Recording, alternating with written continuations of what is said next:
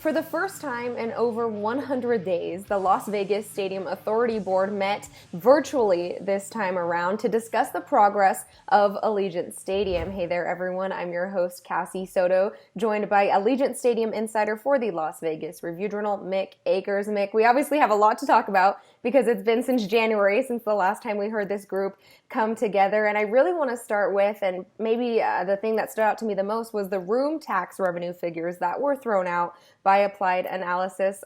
They said that this time last year, we know obviously that $750 million is coming from room taxes to build Allegiant Stadium. And now they're saying that March has shown a 55% decrease in room tax revenue. How does that affect this project moving forward, if it does at all? Yeah, so they, like I said, they had about just under $2 million come in March, which was down from about $4.5 million last March. So obviously it took a big hit with the COVID-19 situation.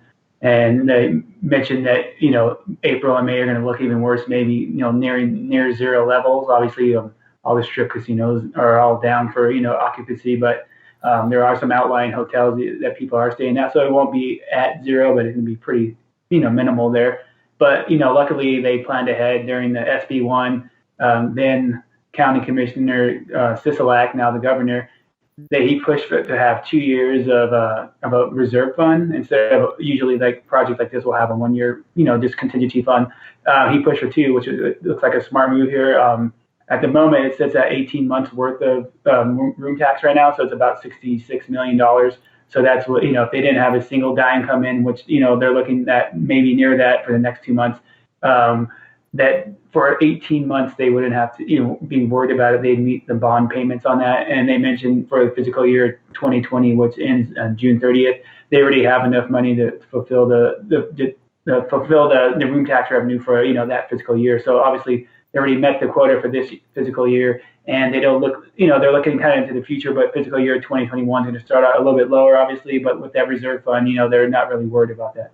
All right. Well, they're obviously not worried about the end date. Also, everyone was still saying July 31st is that completion date. And we've obviously seen a lot of stuff going on outside the stadium, Mick, but we haven't seen a whole lot of what's happening inside. Well, we were given a little treat, a video of what's been going on inside of Allegiant Stadium. And I think what really caught my eye was that Al Davis memorial torch has been put up. It's a huge 3D printed torch. What else can you tell us about what's been going on inside of the stadium?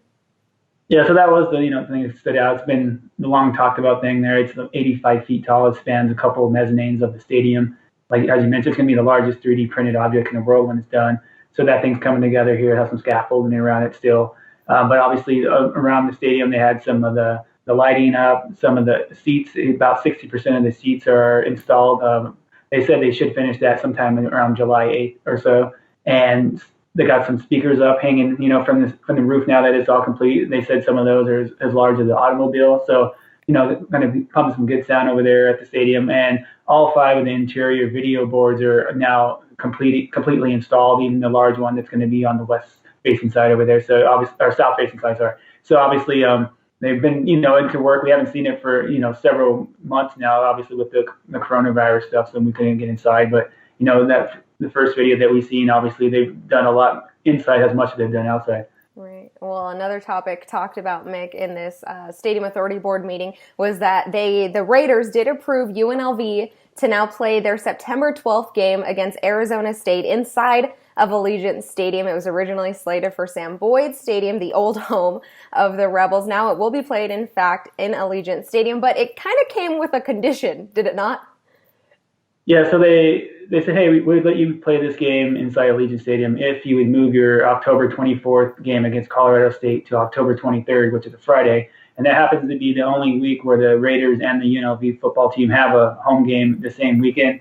And it's been talked about that the Raiders they like to put the field in on a Friday and have it, acclimate and everything, get ready for a Sunday game. So I think just having that extra time that they were going to be used to this whole season, they just wanted to have that little cushion. So they worked with UNLV. UNLV went and talked to Mountain West and Colorado State, obviously, and who's going to turn down having the chance to have a game at Allegiant Stadium as opposed to having it at Sam Boyd. So I think kind of a win-win for everyone involved. Great, Mick. Well, thank you so much as always. Hey, thanks a lot. All right. Well, the next Stadium Authority Board meeting is scheduled for July 16th, but you don't have to wait until then. You can always head on over to vegasnation.com for all of your Allegiant Stadium updates. For Mick Akers, I'm Cassie Soto. Thanks so much for watching.